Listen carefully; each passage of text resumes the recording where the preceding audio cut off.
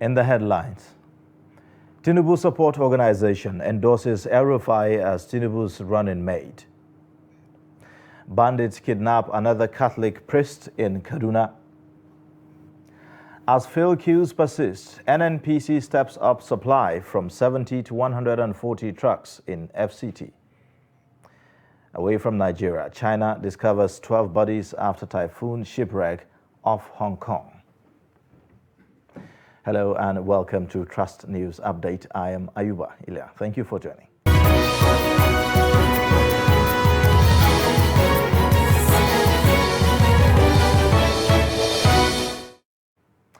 And now the details. Ahead of the July 17 deadline given by the Independent National Electoral Commission for political parties to submit the list of their candidates for the 2023 general elections, the Tinubu Support Organization has endorsed Kaduna State Governor Nasir El-Rufai as the vice presidential candidate. Bola Tinubu, the presidential candidate of the ruling All Progressives Congress, had openly admitted that he is still searching for his running mate. Sources within the APC said that the party's candidate is considering Borno State Governor Babagana Zulum or his predecessor, Senator Kashim Shettima, as preferred options. But speaking during a press conference on Monday in Kaduna, TSO's Director General Aminu Suleiman said the group arrived at the choice of El-Rufai after meeting with critical stakeholders from the Northwest Zone and beyond. He believes that the choice of running mate is a critical success factor for the victory of Tinubu in 2023. Hence, the organization, having assessed all options, wants the APC's candidate for the vice president to come from the Northwest, which is the largest voting bloc in the country. A state government with appointees all over Nigeria. His capacity is not in doubt. His personal ability, outstanding. He is firm, he is courageous, he is a principal. We know that he resisted every pressure to be dragged into the presidential race. We appreciate him and his colleagues, the APC governors from the north, for sticking to the view that gentlemen should be respect the agreement. El-Rufai is a leader whose talented and energy should be brought back to the federal level. We appeal to all leaders in the APC to support Asuwaju Bola Ahmed Tinubu to choose El-Rufai as a running mate.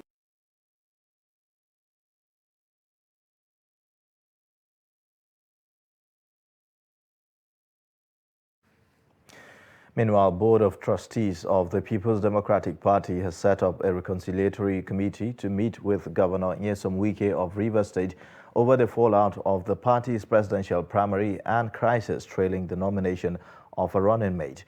Chairman of the party's BOT, Walid Jibril, who made the announcement in a statement on Sunday, said the visit of Governor Wike will take place immediately after Atiku and the PDP national chairman Iyorchia Ayu returned to the country from their vacation abroad. Jibrin described Governor Wike as a very responsible and obedient PDP member who assisted tremendously in building the party to its present status. He appealed to party members in Rivers not to leave the party and shunned comments aimed at reducing and running down the party. The committee is to be headed by the party's presidential candidate and former Vice President Atiku Abubakar and 13 PDP governors as members. Now, the money laundering trial of a former governor of Ekiti State, Ayodele Fayose, was on Monday stalled before a federal high court, Lagos, as the trial judge, Justice Chukwe Jeku Aneke, was said to be attending a conference. The trial, which was fixed for continuation on Monday, will now continue on a new date. Fayose is being prosecuted by the Economic and Financial Crimes Commission for 6.9 billion naira fraud and money laundering charges. He was first arraigned on October 22, 2018, before Justice Mojishola Olatuntegum, alongside his company Spotless Investment Limited, on 11 counts bordering on fraud and money laundering offenses. The Independent National Electoral Commission office in Ablaze, North Local Government Area of Enugu State, has been razed by arsonists.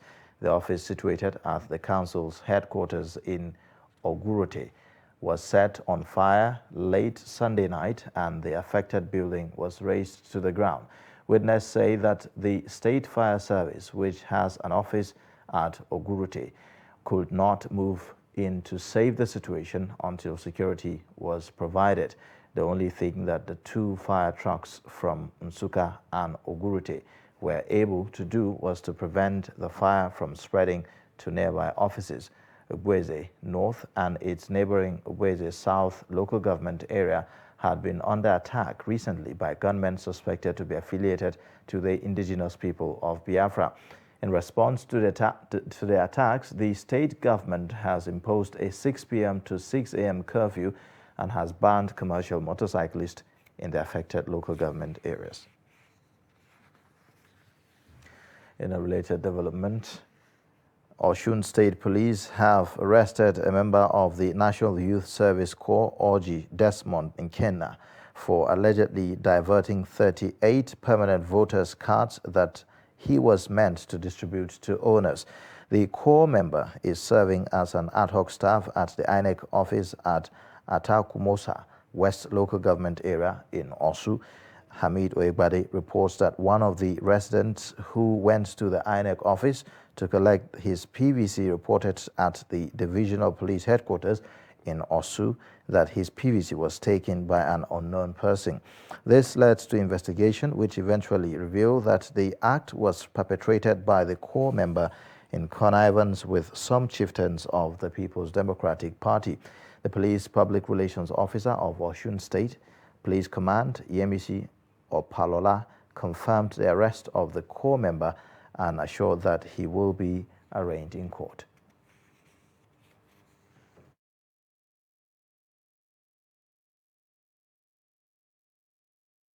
We went to Independent National Electoral Commission office, INEC, at Osun, located at Atakumasa West Local Government Area, Osun State, to collect his permanent voters card. When he got there, he couldn't find his card. He checked all the cards that were there. He couldn't check any of the card. His name was not there. Now he demanded for the register, where they will be collecting the cards and be signing.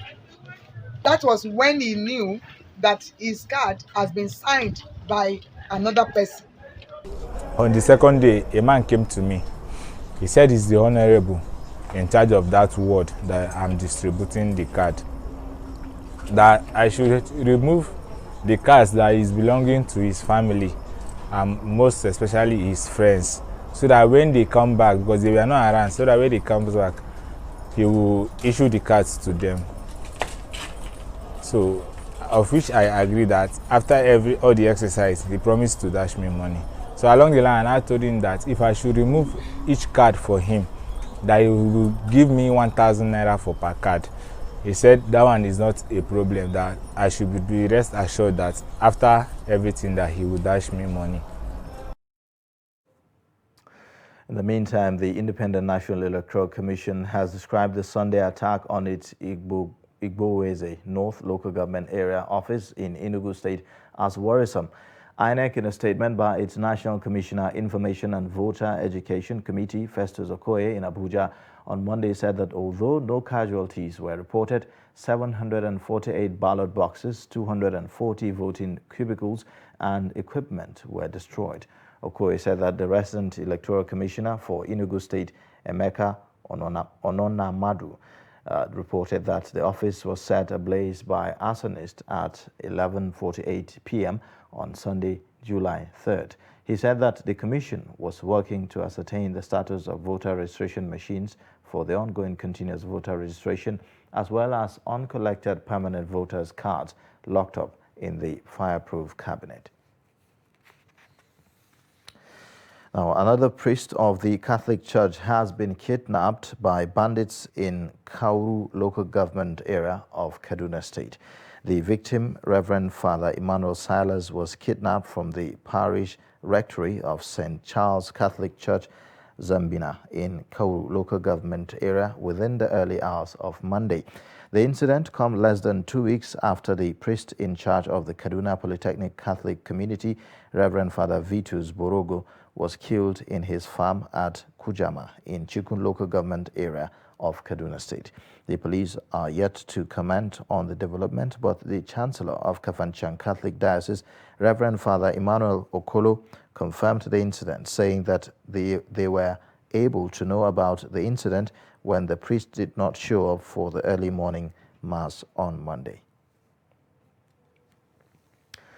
Police operatives attached to the Massacre Division have smashed a notorious syndicate of motorcycle thieves that operate between AYA Junction, FCT Abuja, and Kefi, Nasarawa State. The suspects, Aminu Adamu Muhammad, Rilwanu Bala, Kabiru Usman, and Bashir were all apprehended on Sunday, the 3rd of July 2022. According to police spokesperson DSP Rahman Nansel, a blue-colored Peugeot 406 with registration number ABJ 963NW, 2 fake police warrant cards, and 2 fake police community relations identification cards, among others, were recovered from the suspect. Preliminary investigation revealed that the group, which confessed to have snatched over 30 bikes, often poses as police officers to dispossess commercial motorcycle riders of their motorcycles.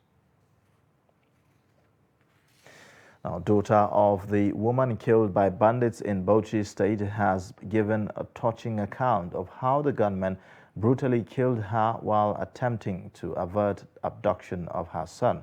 Halima Muhammad, who described her 52-year-old mother, Maryam Muhammad, as a heroine, told Trust TV that the bandits struck their community, Sabongari Jada, in Alkaleri local government area, shooting sporadically. The report. She said the gunmen numbering 11 entered their house trying to kill her brother by shooting at him, and they didn't succeed, but decided to take him away. The victim resisted. Halima said her mother took a pestle from the kitchen and fearlessly confronted the armed bandits to let go of her son.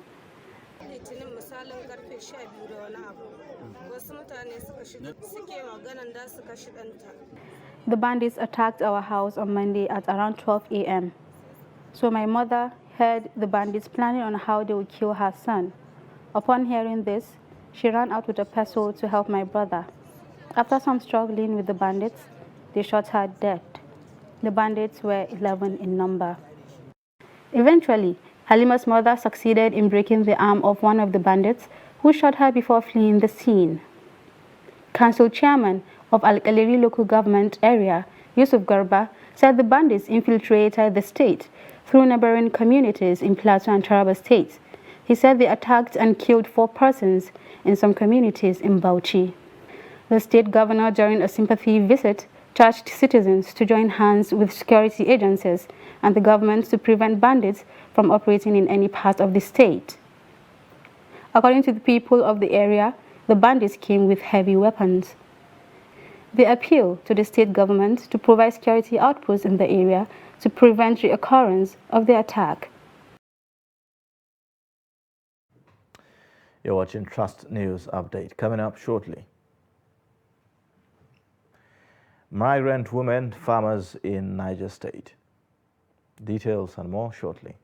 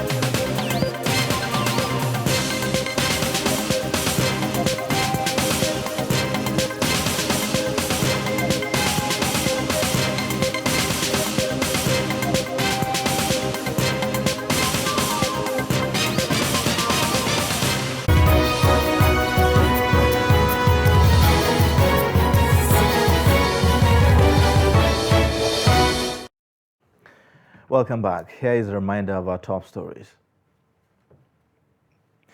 Tinubu Support Organization endorses El-Rufai as Tinubu's running mate.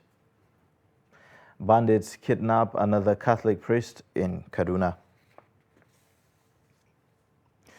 And in other news, the General Authority for the Civil Aviation in Saudi Arabia has extended landing permits of Nigerian Hajj carriers from July 4th to July 6th. The National Hajj Commission of Nigeria Assistant Director, Public Affairs Division, Fatima Usara, made this known in a statement on Monday in Abuja. She explained that the extension is necessitated by the excessive flight cancellations and flight delays. She revealed that a total of 13 flights were cancelled, with another 57 delayed takeoffs, 7 of which are in 2 digits, with the highest being 24 hours delay. Usara reiterated that no pilgrim will be left behind as long as that individual has valid travel documents.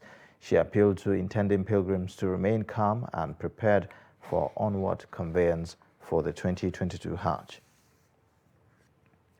Meanwhile, some intending pilgrims from Bidda local government area of Niger State will not perform this year's Hajj as the area pilgrims officer, NMA Dangana, has failed to remit millions of naira paid into his account. Secretary of the Niger State Pilgrims Welfare Board, Umar Alapai, who confirmed the incident, said that a committee has been set up to investigate the allegations. He said about 150 intended pilgrims paid into the pilgrim officer's personal bank account as directed by him instead of paying into the official designated account domiciled in the Jaiz Bank. Lapai also explained that if the allegations were found to be true, the official involved would not be allowed to travel, adding that the board will not take responsibility for money paid into individual accounts. Now, the notion that only men work as laborers in farms have been punctured by an encounter with a group of women from Kebbi State who have worked as laborers in Niger State over the years. Abubakar Akote, who encountered this group of 8 women, completes the story. It is said that what men can do, women may do even better. This group of married women work as hired laborers on farms belonging to men, including that of the former head of state, General Abdulsalami Abubakar. They travel from Kebbi State alongside their husband to settle in Sabon Daga village, about 40 kilometers outside Minna, the Niger State capital. Formed into a group of 8, the group leader, a 50-year-old Adiza Dambaba, said they travel kilometers to make ridges, wheat farms, and plant crops for a pay.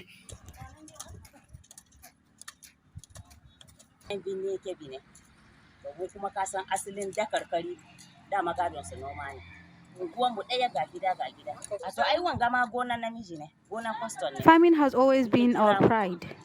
We are from Birnin Kebbi, and we are being called here to work on this farmland. These women say they did not want to leave the family responsibilities on their husbands alone, hence they need to go out to look for money to support their families where necessary.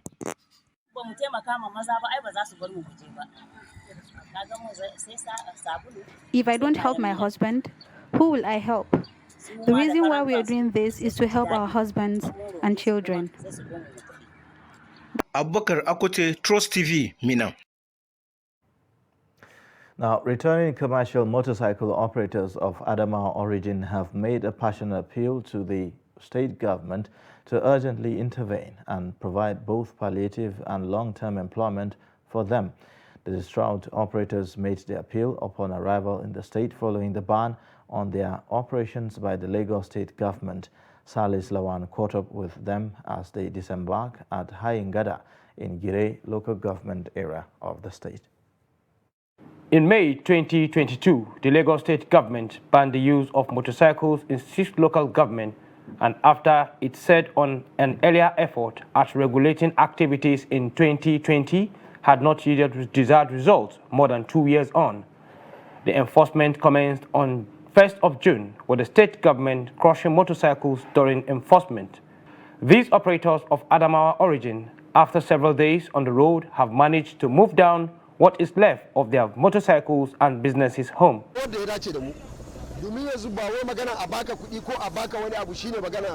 It's not a matter of collecting money, but vote for a productive leader. It's for the future of our children. The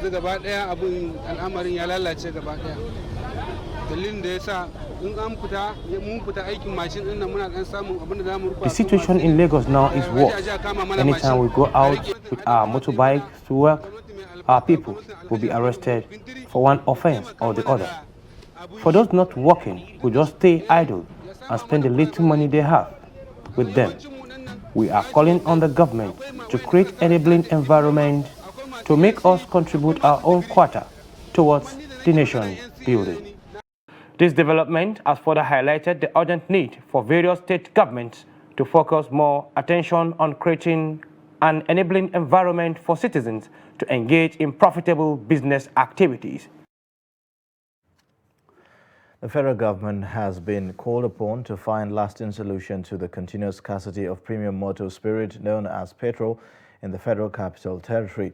Motorists who have been in long queues for hours made the call in an interview with Trust TV's Kabir Lawan. The report. The undersupply of premium motor spirit PMS, also known as petrol, in Abuja has led to over 100% hike in transport fares, commuters stranded and unproductive, and the shutting down of small-scale businesses in many parts of the Capital Territory. This is coming barely a month after Nigerians suffered fuel scarcity, which lingered for weeks, despite the federal government assurance of the sufficient stock of petroleum products for distribution across the country. Motorists who spoke to our correspondent revealed the scarcity of the premium motor spirit PMS has made life unbearable. Honestly, I just surprised, but this whole thing that is happening for almost 2 months now, every day one have to be in a queue for not less than 3-4 hours. As it is now, I am here in this queue for not less than 2 hours now. I'm still, there's no even hope that I will still get the fuel. And this car, I'm using it to run a business. Honestly, by the reason of this fuel scarcity, has cripples down my business. I don't have any credible reason. But what I'm hearing is that they say this Pengasan Petroleum Tankers Association, that there is some money they are demanding from the government, but government have refused to pay the money. That is why the importation of fuel has been scarce. The cause of the queue you are seeing, I think is just because of corruption. Some few people are there because they are using the opportunity to make a lot of money now. The line is very long. I think your camera can capture it. Very long. So that's where I started to reach here. But at the bin, there are maneuvering. You know, the line, maybe I will still be at the back. A cross-section of respondents further revealed that the scarcity of petroleum commodity did not only affect the car owners, but also hampered the economic activities in the country. They used to come and catch us and all our money, then they search our pocket and anything. Now all your fund them go leave them for you. But we think say we help people where they get cars. So you understand? If we are not in the road, cars they are stopping it. It is hoped that the fuel crisis will be resolved soon, as it is affecting the nation's productivity. We buy the petroleum product 400 naira per litre and sell it at the rate of 3,000 to 3,500 naira to commuters. And we are calling on the federal government to find a means of curbing the fuel scarcity being witnessed in the Federal Capital Territory.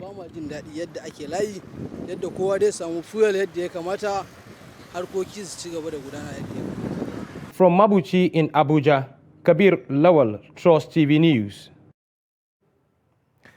The Nigerian National Petroleum Company Limited, NNPC Limited, has resolved to quickly end the incessant queues at various filling stations in the Federal Capital Territory. By this resolution, the company, in collaboration with the Nigerian Midstream and Downstream Petroleum Regulatory Authority, NMDPRA, stepped up the supply of premium motor spirit PMS to the FCT from 70 to 140 trucks to combat the lingering fill queues. Speaking to newsmen during an inspection tour of the filling stations in Abuja, NNPC's Group Executive Director, Downstream, Yemi Adetunji, explained that there was enough petrol in the nation's strategic reserve to last 32 days.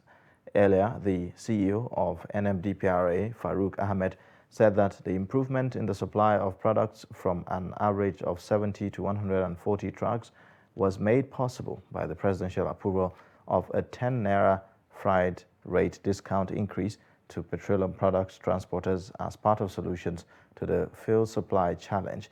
The tour of the filling stations was to monitor developments and ensure compliance. And away from Nigeria, 12 bodies have been found following a shipwreck in the South China Sea over the weekend that left the crew of 30 missing, according to Chinese authorities. The announcement on Monday came days after an engineering vessel some 160 nautical miles southwest of Hong Kong suffered substantial damage and broke into two pieces during a typhoon. 3 people had been rescued on Saturday and 1 more in the early hours of Monday, according to Chinese state media, leaving 26 more people still unaccounted for. 7 planes, 246 boats, and 498 fishing vessels have been dispatched to search for the remaining missing people, authorities said. And in sports news, Gabriel Jesus has signed from Manchester City on a long-term contract which is subject to the completion of regulatory processes. The 25-year-old joined the Gunners from Premier League champions after scoring 95 goals in 236 appearances in all competitions during his 5 seasons at the club. The technical director of the Arsenal disclosed the signing of the Brazilian on Monday, saying that Gabriel will wear the number 9 shirt. And that's a wrap on Trust News Update. Watch more via all our social media platforms and subscribe to our YouTube channel. I am Ayuba Ile. Thank you for watching.